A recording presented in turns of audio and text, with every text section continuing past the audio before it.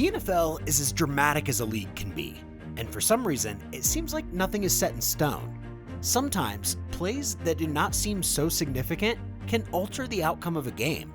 And as much as we might want to attribute these game-deciding moments to a team's strategy and a player's brilliance, sometimes it is simply karma at play. From a player being punished for showboating to another getting injured for mocking an opponent, these are the craziest karma moments in the NFL. The NFL is home to some of the most arrogant sportsmen in the world. To a large extent, some NFL stars are so arrogant, they've forgotten how important sportsmanship and humility is. Well, some have learned their lesson, and one of them is New Orleans Saints cornerback Eli Apple. Eli Apple came down with a non-contact injury in the fourth quarter of a matchup between the New Orleans Saints and the Chicago Bears in Week 7 of the 2019 NFL season. He had attempted to stop the Bears from scoring a touchdown when he got injured. The cornerback grabbed his knee and had to walk off the field. It was terrible that he got injured without anyone touching him. However, it didn't look as bad as he was able to walk off the field under his own power. Right there, that, we talked about the field and the cleat.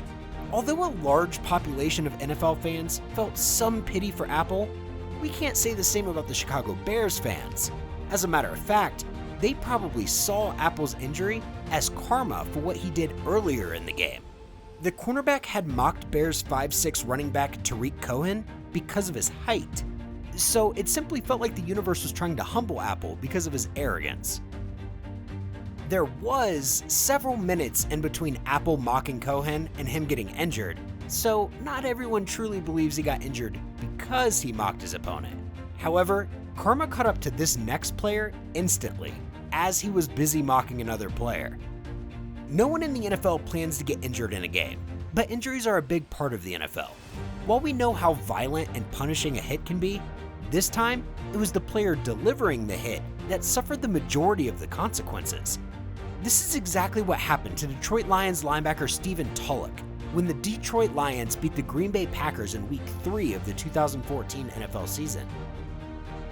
In the first quarter of this game, which ended 19-7 in favor of the Lions, Tulloch had sacked Packers quarterback Aaron Rodgers. The job had been done, and Tulloch could have simply celebrated and got ready for the next play. But he decided to mock Rodgers and celebrate this sack like he had scored an important touchdown.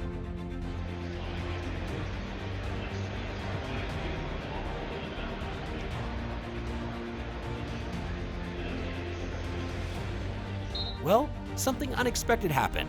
While mocking his opponent, Tulloch hurt himself. Tulloch couldn't continue with the game, and after getting examined on the sidelines, it was determined that he had injured his left knee. The linebacker had torn his ACL and was out for the rest of the season. Tulloch's celebration might have been ill-timed, but he celebrated a successful sack. This next player, unfortunately, celebrated a touchdown that never became a reality.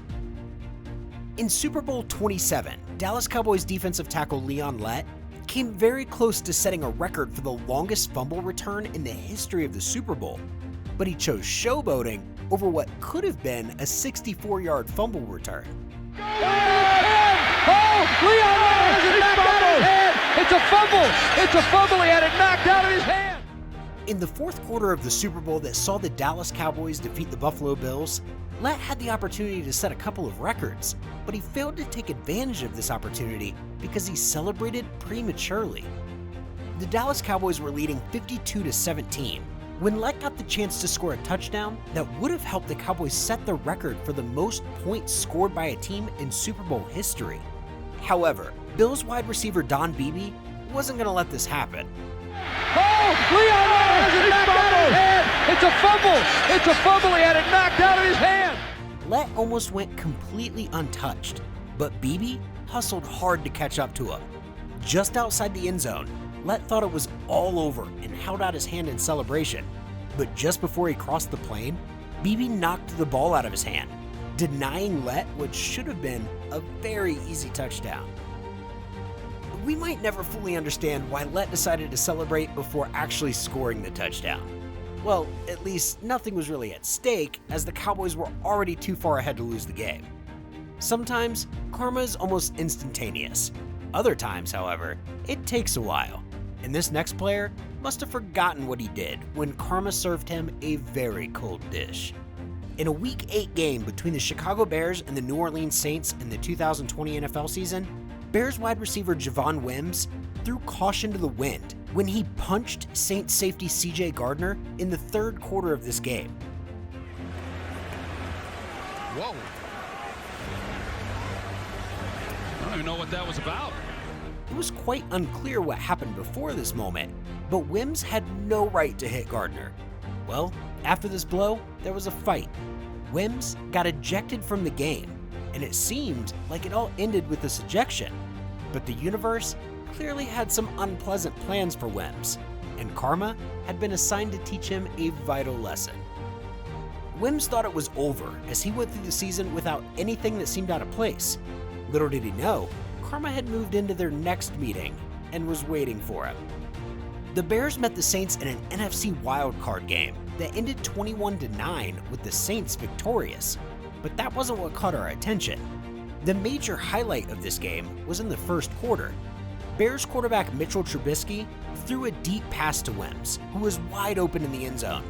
The Bears had successfully fooled the Saints, and all that Wims needed to do was catch the ball and score an easy touchdown. Montgomery had taken the snap. Trubisky launching it right back to Wims. He was wide open, and the player attempted to cover him had fallen. Well, Wims did the exact opposite of what everyone was expecting. He failed to make an easy catch, denying his team a certain touchdown in the process. Karma waited a while to visit Wims, but as long as this wait seemed, it was nothing like this last moment. A player came into the NFL looking to get his pound of flesh after an unpleasant experience in college. While San Francisco 49ers defensive lineman Nick Bosa and Cleveland Browns quarterback Baker Mayfield were still in college, the latter played for the Oklahoma Sooners. Bosa played for the Ohio State Buckeyes. In a game between the two, Mayfield planted an Oklahoma flag on Ohio State's Block O logo after a major win. You see the 45, you see the 50. Oh, no, he's not.